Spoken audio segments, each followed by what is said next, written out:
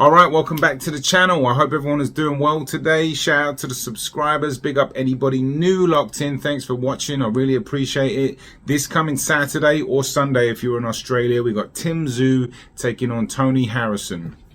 Now, this is obviously Tzsyu was meant to fight Charlo. Charlo broke his hand. Charlo's going to fight the winner of, Tzsyu and Tony Harrison. So first off, it is a curious selection for Tzsyu to fight Tony Harrison because there are lighter touches in this the 154-pound division.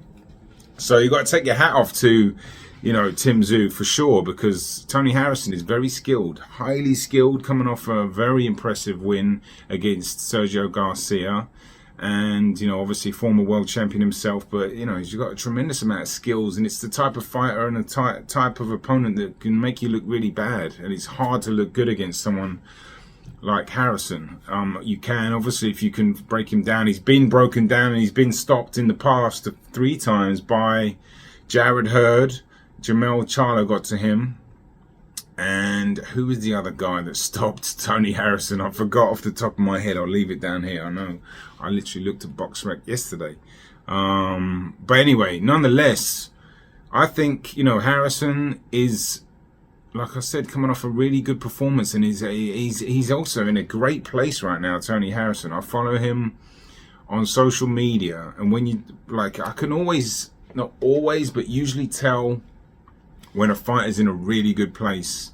You can post whatever you want and you can sound positive, but there's sometimes I could just wow, he's a happy fighter right now. He's in a great place. He's super confident and he really believes in himself. And it reminds me of when, the fight does a little bit of when Haney went into Kambosos' backyard in Australia and defeated Kambosos for the belts. Obviously it's a little bit different, but there are some similarities in terms of his energy going in there. They were just ultra confident. The whole team was. Devin Haney was. Tony Harrison has that same aura, and like I said, he's been posting a lot, and sometimes you can read between the lines and really say this fighter he's a happy fighter, and he's a dangerous fighter, and I think he's got a really good chance for the upset. I think it's a stylistical nightmare for him, really, potentially. I say potentially because there are some openings that Tzsyu can do, because Tzsyu, obviously, he's a very strong, come forward, pressure fighter, applies some good pressure, is a really good body puncher. He's a sneaky counter puncher as well. He's a tough dude, and, it makes for an interesting fight. Because Tony Harrison, obviously, he's a very skilled boxer, and he's got some real good tricks up his sleeve, especially up close. His framing and his control of his fighters is second to none. He's got an amazing jab as well. He's a thinker. He's fleet-footed, and that could be the difference for me, is the quickness on his feet, because Tzsyu can be a little bit plodding with his footwork, and he isn't the best at cutting the ring off, so there could be some differences there. But I think for me, depending on what type of fight Tony Harrison does or sets out to do, could be the difference for me. Meaning, if he fights in the mid-range like he did against Charlo in the second fight, I think he ended up getting stopped in that fight, because when he does do a lot of framing and pinning in the head, the control that he does it very well. But there are some times where, because it is such you are up close, you're in the mid-range, there's always a risk you can get clipped.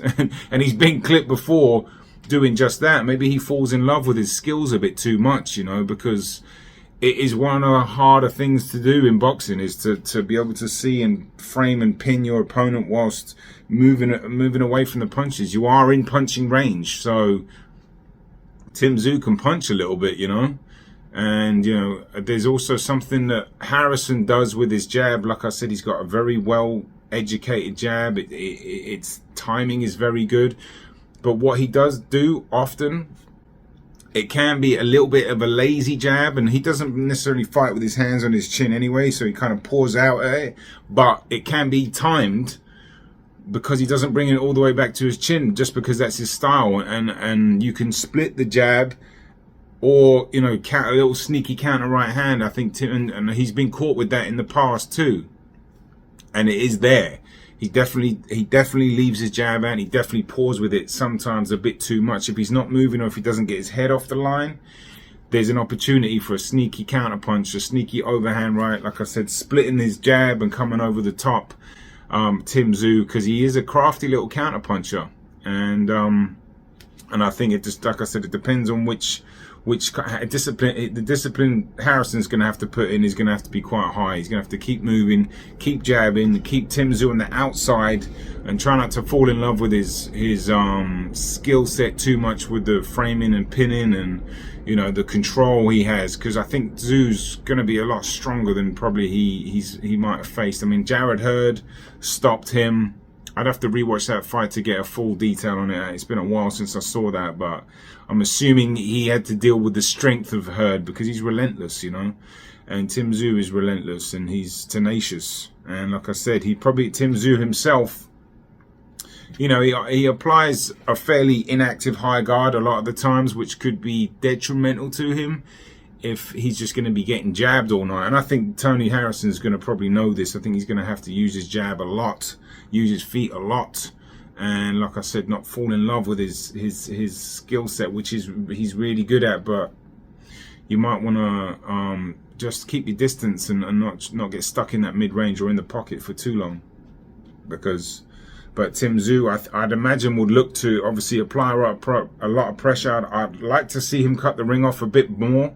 And he's obviously going to go downstairs. He is a very good body puncher, but when you're fighting somebody that's going to be on the back foot and maneuvering the whole time, one way or the best way to get them to stop moving is to whack them downstairs. You know what I mean? Hit them in the body.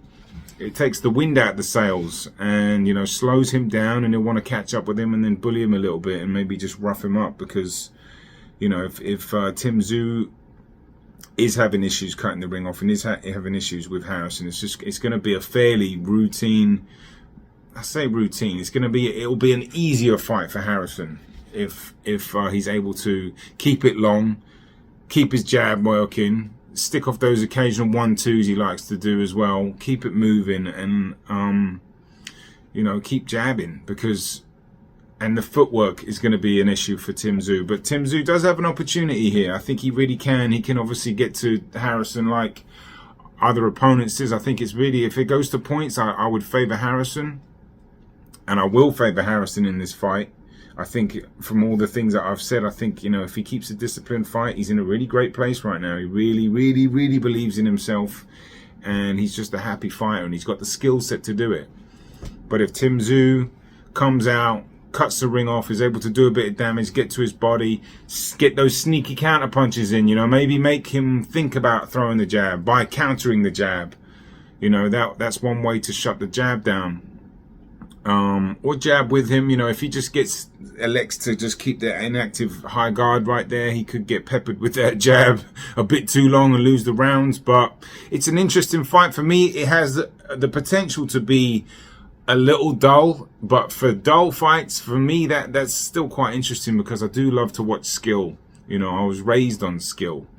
And I'm not saying I am skillful, I'm just saying my introduction to boxing was pure skill.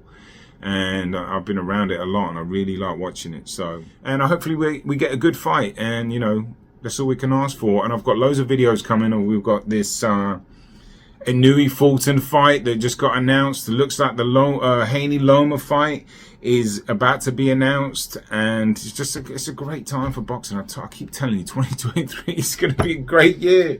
It's going to be a great year. It already has been. But look, that's it from me. Chime in on what you think how you think the fight is going to go and why. And that's it. I've got loads of videos coming. Boxing on the Edge. Take care of yourself.